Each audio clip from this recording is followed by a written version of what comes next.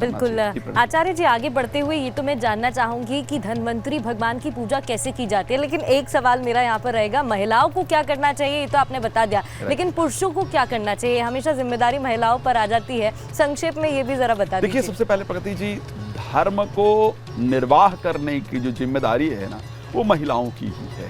जो धर्म, वाकई में धर्म पत्नी कहा जाता है, धर्मपति आपने कभी भी नहीं सुना होगा। और इसी कारण से हमारे धर्म में, हमारे सनातन वैदिक धर्म के अंतर्गत हमेशा सीताराम उच्चारण किया जाता है, राधा कृष्ण उच्चारण किया जाता है। भगवान हनुमान जी को आशीर्वाद प्राप्त करना था, भक्ति का आशीर्वाद प्राप्त करना था, तो राम जी से पहले आशीर्वाद नहीं प्राप्त किया है। राम जी के चरणों में प्रणाम करते हुए हनुमान जी को कम दिखाया गया है, लेकिन आदिशक्ति माता जानकी के चरणों में प्रणाम करते हुए सुंदर कांड के अंतर्गत बड़ा सुंदर वर्णन, उसके बाद आकर के उन्होंने राम जी को प्रणाम किया, लेकिन आदिशक्ति को प्रणाम किया।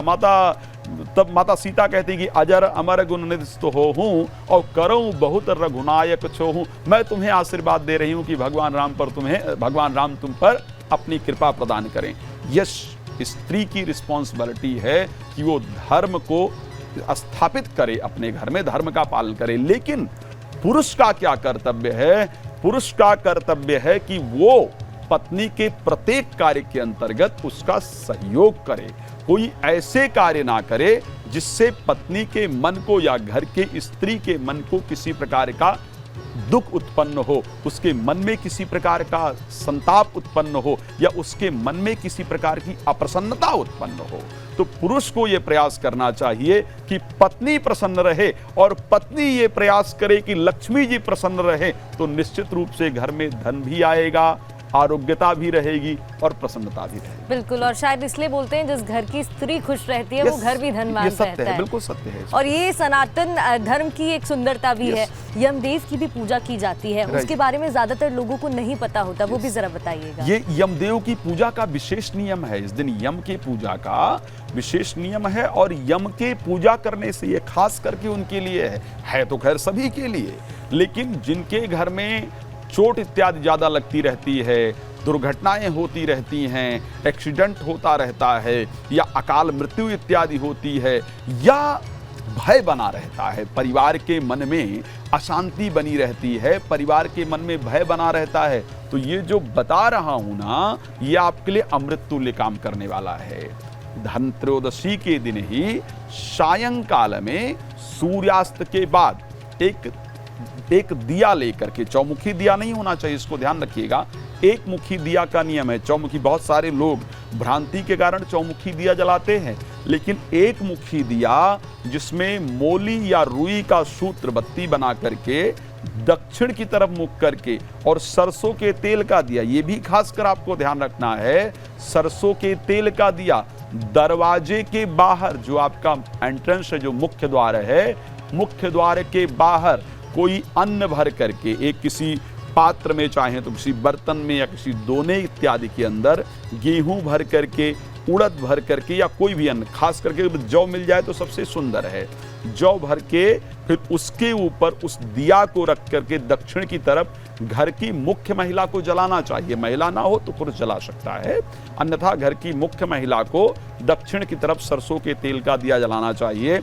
और उसके बाद उसमें हल्का सा जल का छींटा, जो अनाज आपने रखा है पात्र में, उसमें जल का छींटा, उसके ऊपर थोड़ा सा तिलक और थोड़ा मोली तोड़कर चढ़ा देना चाहिए, और हाथ जोड़ करके श्रद्धा पूर्वक यमदेव से ये प्रार्थना करना चाहिए कि आपके लिए हम दीपदान कर रहे हैं, अपना आशीर्वाद प्रदान करें, हमारे घर में सभी लोग भय मुक्त रहें, सभी के मन में प्रसन्नता हो, किसी की अकाल मृत्यु ना हो, किसी को चोट इत्यादि ना लगे, अकाल मृत्यु के भय से मुक्त रहे।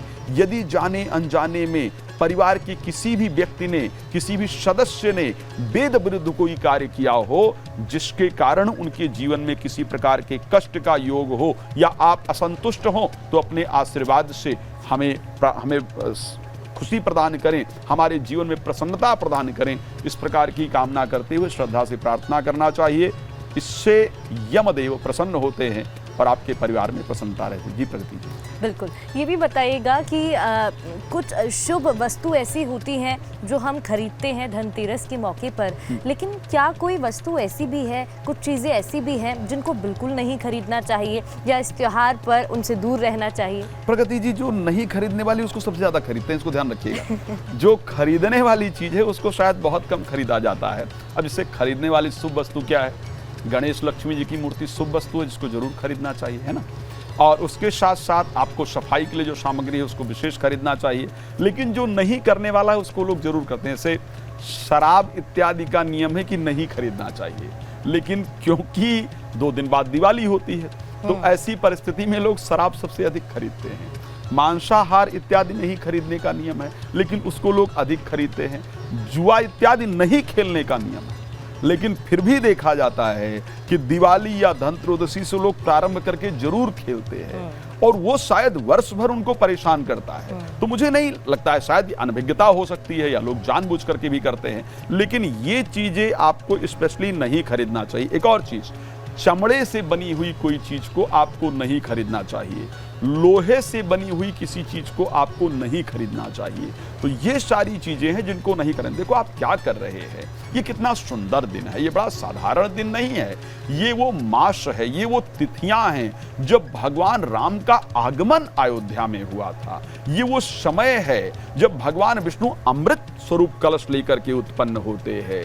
ये वो समय है धन्वंतरी के स्वरूप में। ये वो समय है जब आदिशक्ति माता लक्ष्मी का प्राकट्य होता है।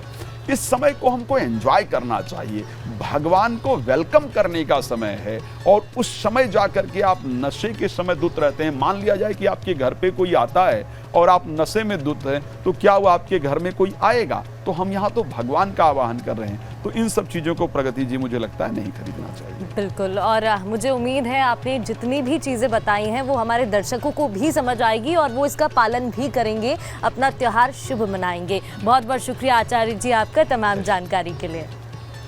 आप सभी को धनतेरस के त्योहार की हार्दिक शुभकामनाएं।